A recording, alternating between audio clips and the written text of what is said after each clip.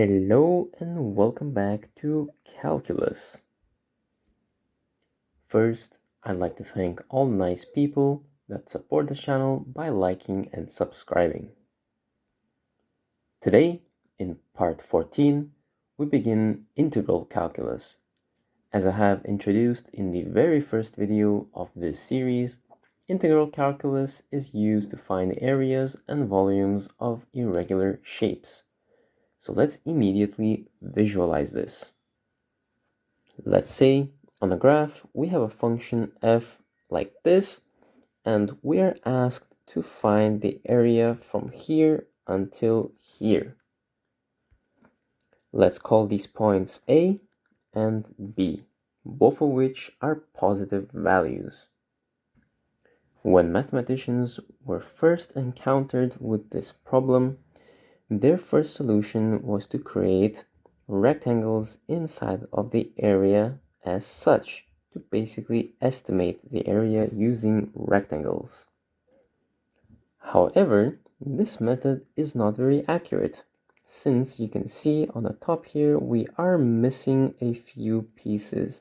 That means the area we get is going to be smaller than the area of all of these rectangles combined. So, in order to solve this problem, they did the same thing again, however, with smaller and smaller rectangles. So, very technically, you could say that the integral is basically the sum of infinitely thinner and thinner rectangles that can estimate the area under the curve quite accurately. So now, let's dive into the two kinds of integrals that exist and their notation. Since we were talking about areas above, let's start with the definite integrals. First, integral in mathematics is expressed as this following sign. You could say that it's a long S. Now, it is called a definite integral because on the integral sign you can actually put numbers. So let's say in our example we were asked to evaluate the area under the curve from A to B. So on the lower bound of the integral you would put the number A, and on the upper part of the integral you would put the number B. And then you would take the integral from that function.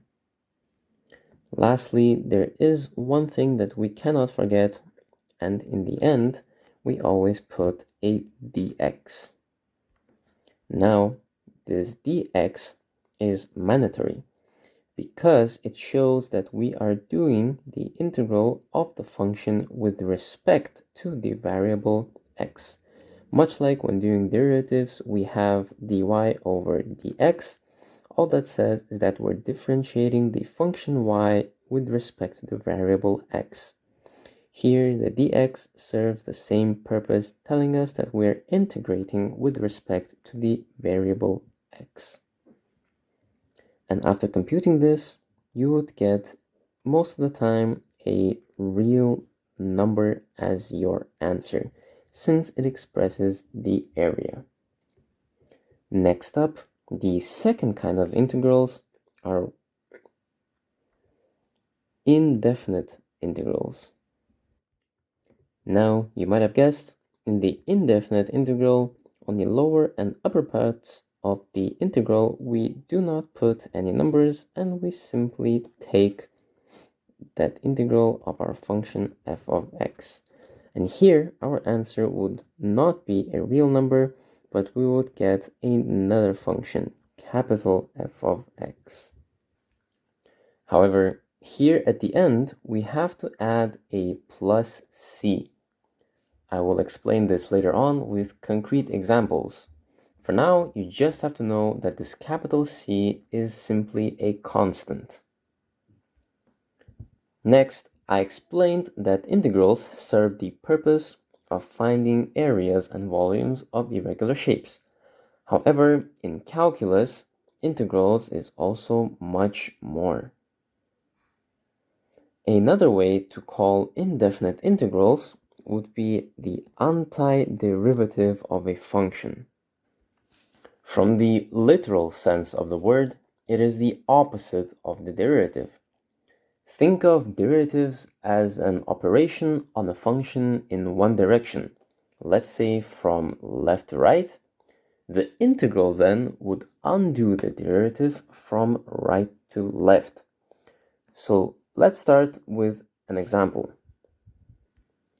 Let's say I have x to the power of 4, and now we will first do the derivative. When we do the first derivative, according to the power rule, what we get is 4x to the power of 3. Now let's continue doing these derivatives. We do it again, and we get 12x squared, and so on. Here I did 4 derivatives from x to the power of 4, and all the way until the end, on the 4th derivative, I got the constant 24. Here we did the differentiation or derivative. Now we begin from the right-hand side and we do integrals. Here, when I do the first integral of 24, what I will get would be 24x and plus that capital C that I mentioned above. If I then do another integral, what I would get is actually 12x squared plus cx plus d, where c and d are both just constants. And if I did the integral 4 times, I would eventually get x to the power 4 in the beginning. Of course, there are a lot of things here that might seem extremely confusing, such as these constants right here. Don't worry, they will all be clarified later on.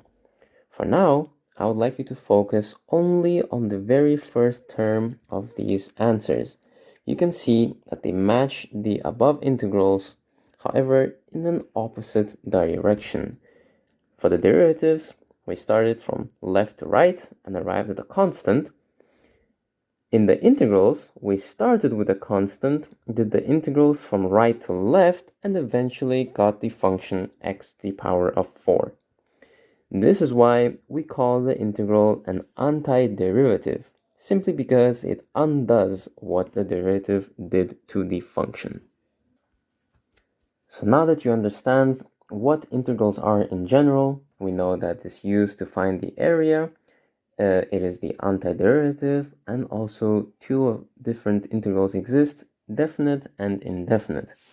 So now it's time for me to show you how to actually compute an integral of a function. For the derivative, we had a power rule. We actually have a very similar thing for integrals too. So here, in the general case for the power rule, I take the indefinite integral of the function x raised to the power of n, where n is a real number. And I'm integrating this function with respect to the variable x, which is why I have a dx written here. The power rule would then state that this is equal to x to the power of n plus 1, and then we will subtract this by n plus 1. Divide this by n plus 1. However, in the end here, I do have to add a plus c, where c is a constant.